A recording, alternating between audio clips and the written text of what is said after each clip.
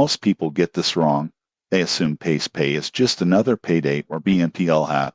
But the surprising truth in 2026 is that it combines early wage access, flexible installment payments, and built-in spending management tools all in one platform. When used correctly, it can help cover short-term expenses without creating long-term debt. Here's how PaySpay works. You can access a portion of your earned wages before payday, often instantly. Eligible purchases can be divided into smaller payments over a few weeks. Instead of interest, PaySpay charges a flat, predictable fee per advance for transaction. It also offers optional dashboards, repayment reminders, and alerts to help you manage cash flow and stay on top of your finances. The downside? Overuse can be costly. Frequent advances or misrepayments can add up quickly, and relying too heavily on the app may mask deeper financial habits that need attention.